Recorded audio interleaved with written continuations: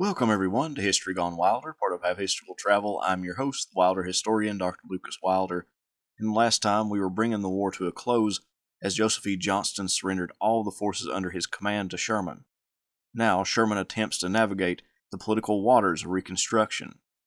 If you haven't done so already, please consider subscribing, join the Patreon page, or purchase something from the Teespring store or Etsy shop. Thank you.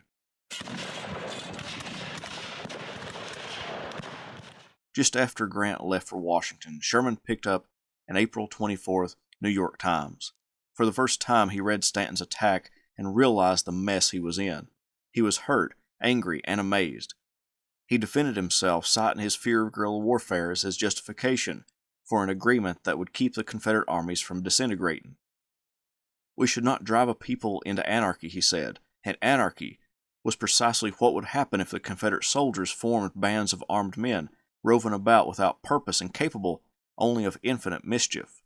Once again, as he had in California, Louisiana, Kentucky, and Memphis, Sherman acted to ensure order out of repugnance for anarchy, the condition he considered to be the greatest threat to American society and the greatest threat to his hopes for success. He had fought the war against anarchy. Now he believed he similarly had to fight against an anarchic peace. Sherman didn't want the South punished. He believed once they admitted their mistake, the Southern states should be brought back into the Union, no questions asked. However, many Northerners felt that the South needed to be punished for breaking the nation apart and saw Sherman's leniency as traitorous. The newspapers once again threw around insanity associated with Sherman. Not all were against him, but these attacks ruined what would have been a celebratory moment in Sherman's life. After the surrender, Sherman began to march his army north to Washington. However, this march through southern states would be vastly different than the last few months. One soldier remembered, "We are on our good behavior this trip. No foraging, no bumming rails or houses, and nothing naughty whatever. We have the best set of men in the world.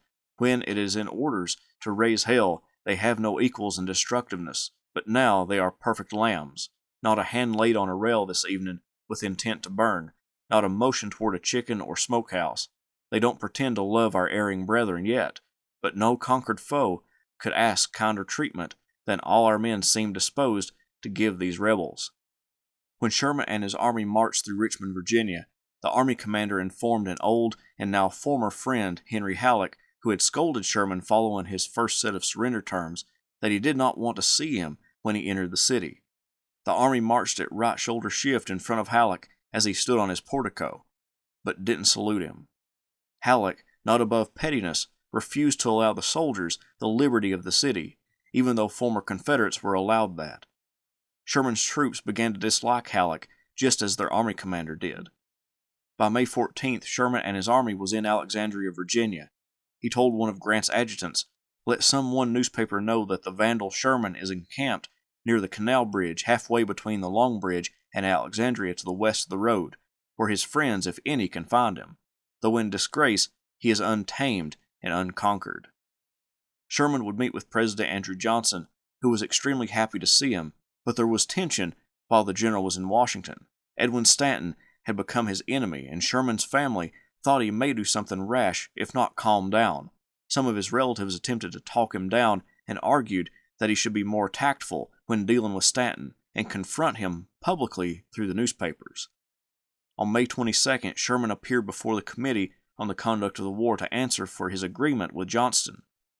Sherman explained that he believed that he was fulfilling the government policy, and he kept his superiors informed of what was happening, and then sent the agreement to them for approval. As for why his agreement didn't mention slavery, Sherman responded that since Lincoln had freed slaves through the Emancipation Proclamation, then he felt he didn't need to bring up that subject. After his appearance before the committee, Sherman kept up his attack against Stanton. He wrote to Ellen, "They will find that Sherman, who was not scared by the crags of Lookout, the ravines of Kennesaw, and the long trackless forest of the South, is not to be intimidated by the howlings of a set of sneaks who were hid away as long as danger was rampant, but now shriek with very courage. I will take a regiment of my old division and clear them all out." The grand review of the Union soldiers in Washington, D.C. on May 23rd and 24th was an amazing spectacle. The Army of the Potomac marched through the streets the first day. Sherman saw many of the soldiers in that army looking at the crowds and not keeping their eyes straight ahead, as well as some marching mistakes. He was a little worried how his own troops would do. He told General George Gordon Meade, commander of the Army of the Potomac, "I am afraid my poor tatterdemalion corps will make a poor appearance tomorrow when contrasted with yours." Meade said that the people would understand to calm Sherman's worries.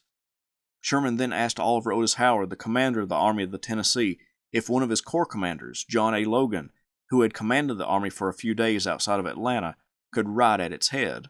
To compensate Howard, Sherman asked that the Christian general would ride with him up front. Howard agreed. The long-striding Western troops looked bigger and stepped longer than the Easterners. Veteran was written all over their dark faces, browned by the ardent southern sun, and health almost spoke from their elastic step and erect figures. They seemed like strangers from another planet.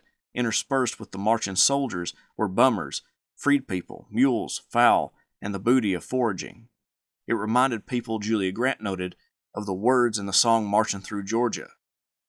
When Sherman came to the review stand, he climbed the stairs and shook hands with the President, Grant, and the Cabinet, but when he came to Stanton, the Secretary of War stuck out his hand, but Sherman passed him by. Sherman would tell Johnson that he considered the matter now settled. On May 30th, 1865, Sherman issued his farewell to his troops. He wrote, "The time has come for us to part.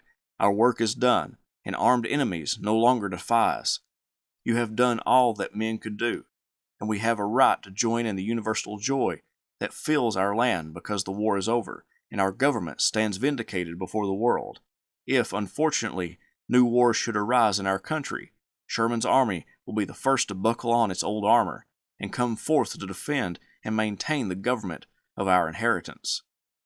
Sherman and Ellen went on a tour, visiting cities in the Northeast and spending time in New York City, where thousands of people flocked to the victorious general to shake his hand. He then took a nostalgic trip to visit West Point, then to Lancaster, Ohio, where he spoke to a crowd saying to be generous in peace to those who were your enemies in war. Northerners took up collections to show their gratitude. Some even bought him a house in St. Louis. Many in the South also thanked him, especially for the generous terms he attempted to gain for the South with Johnston. Johnston wouldn't forget the kindness either that Sherman showed him. When the war ended, Sherman wanted to be assigned to the West, as far away from politicians as possible. He got his wish. Grant named him the commander of the military division of the Mississippi, the Trans-Mississippi West, with headquarters in St. Louis. It would eventually be renamed the Military Division of the Missouri. The turmoil in Washington over Reconstruction, and more specifically presidential Reconstruction, made Sherman a little happy. He saw the pardons to ex-Confederates and the quick addition of ex-Confederate leaders to Congress as Johnson adhering to how he had envisioned the agreement with Joseph E. Johnston and the Confederate States. Bring them back into the Union as quickly as possible and painlessly as possible. Northern congressmen hated to see ex-Confederates grab leadership positions because it appeared as nothing had changed, but this is how Sherman envisioned the war ending. Sherman didn't believe in equal rights for African Americans. He spoke out against enfranchising them, and when Johnson asked about the field order that gave blacks land on the Sea Islands, Sherman told him that it was Stanton's idea and that it was a war measure, but needed to be validated by the courts to have any post-war validity. Johnson happily took the land away from the freedmen and women, giving it to whites instead. Sherman supported Johnson because his views were like his own. He even wrote Johnson a letter expressing his support of the president and his policies. However, this was amid the political turmoil of the Johnson administration, where it seemed the president had few friends. Johnson concocted a plan to remove his Secretary of War Edwin Stanton and replace him with the friendly Sherman. Johnson told Grant to order Sherman to Washington. Sherman didn't want to go. He wanted nothing to do with being a cabinet member or a politician. He asked for Grant to rescind the order, but Grant couldn't. However, some diplomatic events kept Sherman from going. The French had set up a puppet government in Mexico and now were pulling out, but Maximilian, the French leader of Mexico, talked of staying. Johnson wanted to get Grant out of the country, so what better way than to monitor the military evacuation of Mexico? Grant didn't want to go to Mexico, and since it wasn't involved in the United States military, he didn't have to go, so Sherman was sent as a way to keep with Sherman's wishes of not going to D.C. Sherman's trip to Mexico didn't result in anything significant, and he requested permission to return to St. Louis, which was granted. On his way to St. Louis, he stopped at Jackson, Mississippi. He was warmly received in Mississippi as a friend of the South because of him favoring lenient policies toward the South. Through the first Reconstruction Act in 1867, the South was divided into military districts. Many called for Sherman to be placed over the district, which included Louisiana. However, Sherman knew the political problems that came with such a position. He stated, "I am perfectly willing to take a regiment of cavalry and go out to fight Indians, but to hold an indescribable office of mixed jurisdiction, impossible of logical execution, and sure to result in curses from both sides would be a most ungracious task." Problems between President Johnson and Congress hit new heights when Congress passed the Tenure of Office Act, which made the President get the approval of Congress before changing cabinet members. While Congress was out of session, Johnson suspended his Secretary of War, Edwin Stanton, and put Ulysses S. Grant in that position. When Congress returned, Stanton refused to submit to Johnson kicking him out of the cabinet, and Congress didn't approve of the removal either. Stanton returned to his position. Amidst all of this, Sherman went to Washington to support Grant in his troubling time, to help his friend in any way he could.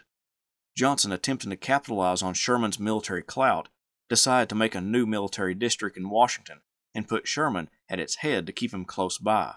Sherman refused to accept, telling a friend that he would get sick or do something foolish to get out of taking the position. Johnson gave up, and Sherman avoided being drug into the politics. On February 24, 1868, the House of Representatives impeached Johnson for violating the Tenure of Office Act. Sherman would be a witness in the trial, telling the court about Johnson wanting him to become the Secretary of War. Johnson narrowly avoided a conviction, and he would never call on Sherman again.